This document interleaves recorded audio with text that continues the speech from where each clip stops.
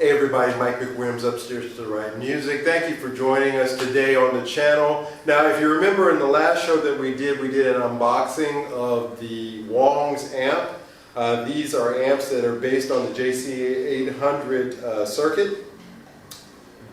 For the 10th of the price you can have yourself a great sounding Marshall-like amp. Now one of the things that I discovered with that amp is that it's a little bit on the bright side, which is a common complaint you'll find online about them. The only complaint, by the way. Some people like that, some people don't like that. I like a slightly darker amp myself. I like a lot more mids to my guitar tone. So what I'm going to show you today is a very, very simple thing that you can do in order to tame those highs in it. We're going to be changing out the tubes in it. So inside of it we have three as you can see right here, I'll show you, we have three AX7 tubes. What we're going to do is we're going to put in three AY7 tubes, and with any luck that should substantially tame those highs. It should give us a nice creamy mids and give us a little bit more of a bottom end on that. So in any case, we'll do that right now. Check it out. Hey everybody, welcome to Upstairs to Right Music. As you know, I purchased this Wang amplifier. Wang is a small amp company in China that's built up and run by musicians. Now they wanted to bring the sounds of rock's greatest era amps to China because obviously to purchase a vintage Marshall in China, if you can find one, it'd be quite expensive. So what they did is they wanted to make it more affordable for their local music community. So they did their homework, they studied some of the most famous amps in the world, and they started to build them. And now they're offering these budget boutique amps to the rest of the world through their website. But I have to tell you that there's honestly nothing budget about this amp. It's actually a very, very well-built amp, I have to say. But one of the things that I did notice in playing is that it is extremely bright amp. So one of the things that you can do, what we'll do today, I'll show you how to do, very easily mod that you can do to a bright amp, is to replace the tubes in it. If it's a tube amp, solid state, boy I can't help you. But with a tube amp, there is a great option that you can do. Now, this actually has three 12 AX7 tubes in it. And the AX7 tubes are extremely bright sounding tubes. So if you have a dark sounding amp, then, you know, if you got 12 AX7s in it, that's probably what's giving it a little bit of its high end. In the case of this, an overly bright amp, what you want to do is you want to buy some of these. So these are the Electro-Harmonix 12 AY7 tubes. Now these were made in Russia. These 12 AY7 tubes are not as bright as the 12 AX7 tubes. As a matter of fact, with these tubes, you'll get something that I like to describe as a more bluesier sound, something that truncates your highs, gives a nice little pump to your mids and brings out your bass. A very bluesy sounding tube, and especially these Electro-Harmonix. Of all the 12 AY7s that you can buy out there, this tube I believe is the best bang for the buck. These are about $18 each. As you can see, I've purchased three of them because inside of this we have three AX7 tubes. So today what we're going to do is we're going to do that mod. We're going to take those AX7s out, we're going to put these AY7s in, and hopefully we're going to tame some of the high end on this bad boy. So let's go.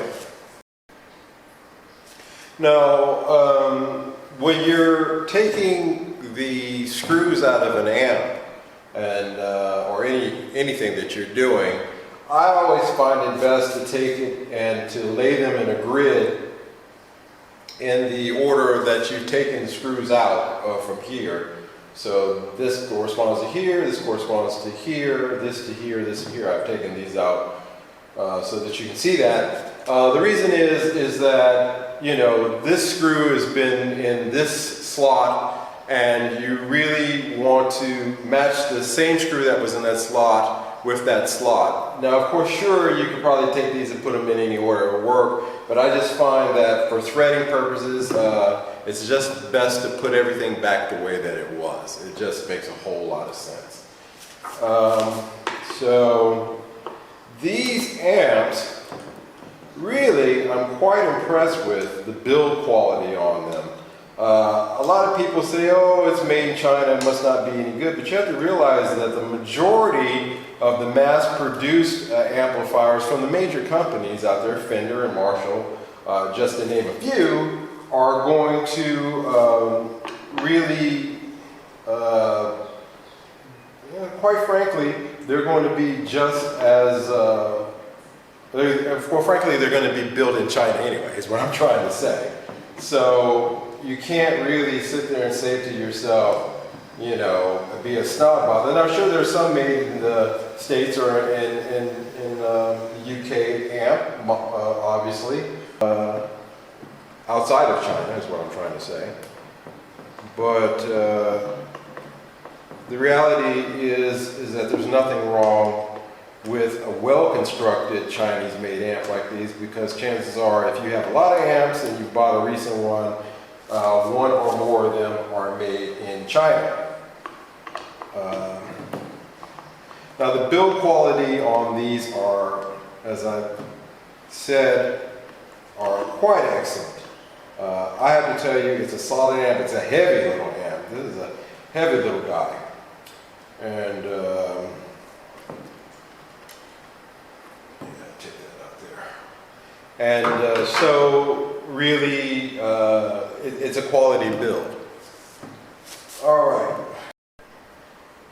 All right, so let's get this back plate off here. And this should slide its way right out, which it does. Right out of its chest. Carefully. Okay. So let's take a look at the bottom of this. I think you can see that it is not a rat's nest wiring job at all. I wish Brad could chime in from the Guitarologist channel, could chime in on this. He would know better than I, have a better opinion, a professional opinion on the build on this. However, I do believe that this is obviously very good components. We know the components here are Philips components. They use the same components on this as they do on high-end amps. The reason they're able to do it is because at such an affordable price, however, with top quality components, is because obviously the cost of manufacturing goods in China is a lot cheaper than it is in the West. So that's basically why these are what they are. So as you can see here, actually let me turn it this way. As you can see here, I think we've got our three shielded. By the way, all the tubes in this thing are shielded. So that is actually quite impressive. You're not really going to find that kind of quality build on a cheaper amp. Yet another thing that points towards that you can see that this is a quality amp. Shielding around the tubes, although not necessary, I think, still is a nice little touch. So let's take the shield off and see what we have in here. Take this tube out. Rock very gently when you, and by the way, I don't think I need to say this, but I will say it anyway. Obviously, when you're working on amplifiers like this, you don't want to do it plugged in. You would think that I wouldn't have to say something like that, but there are plenty of examples in the graveyard of why I do have to say something like that. So just keep that in mind. Okay, so the tubes that are in these are rubies. Now rubies are very well-known tubes. They're not cheap quality tubes. So these are rubies 12AX7 WBC's AG tubes. These are actually fine tubes, to tell you the truth. So I may have need for this in something else where I want to kind of reverse it. I want something that's sounding dark, I want to brighten up. So what I'll do is I'll take that and I'll put it in this box for storage to keep that I have taken this tube out. Now this is the Electro-Harmonix AY7 tube, and what you do is just look at your poles, line it up with the slots inside,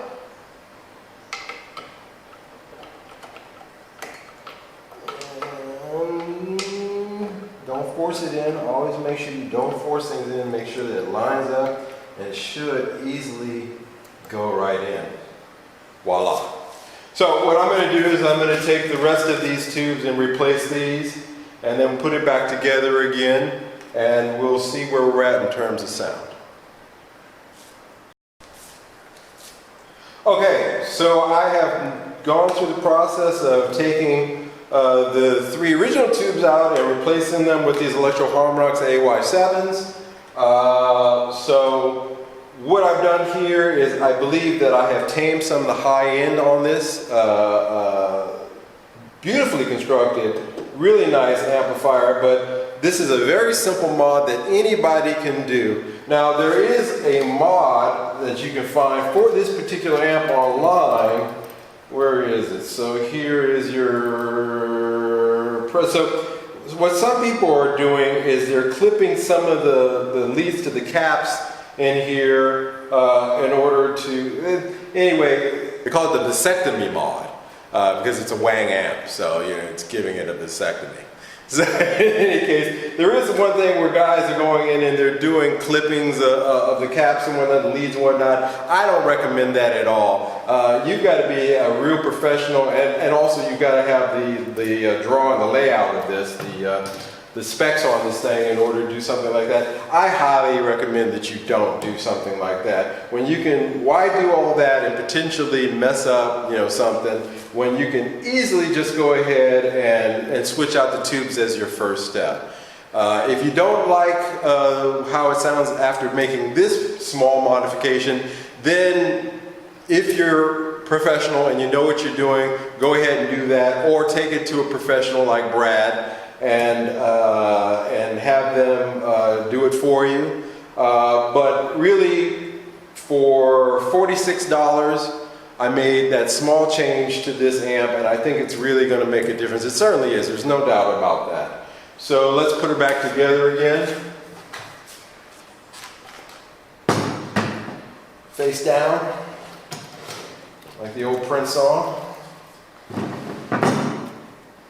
Take this bad boy, and it should slide right back in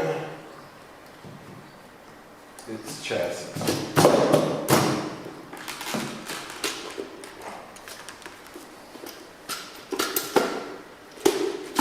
Yep. Easy peasy, nice and easy. Right back in its chassis again. So, and we shall put our grill cover back on. Okay, so I'm putting back in the last few screws here.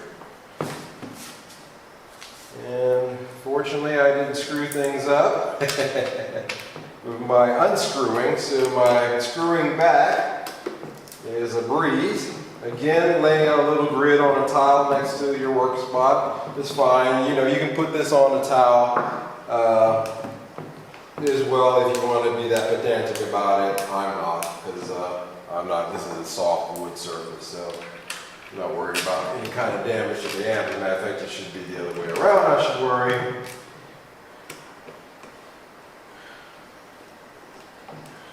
But it's okay.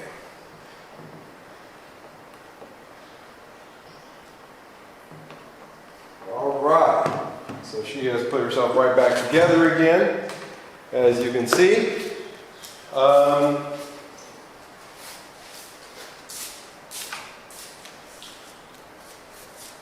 Okay, she's put herself back together again, as you can see.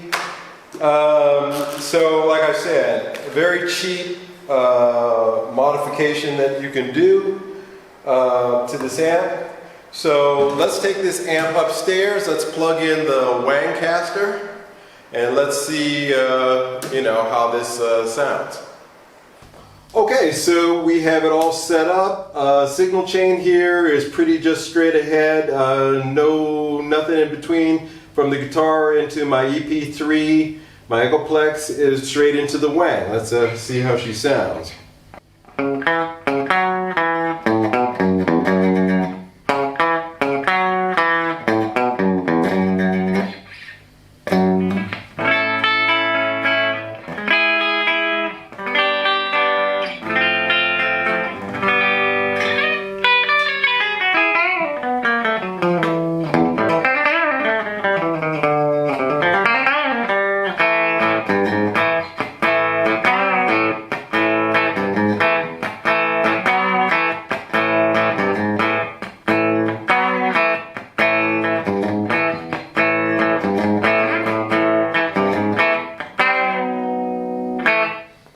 So as you can see, a very easy mod that you can do to your amp without busting the bank and without really giving yourself any potential heartaches down the line if you do something wrong.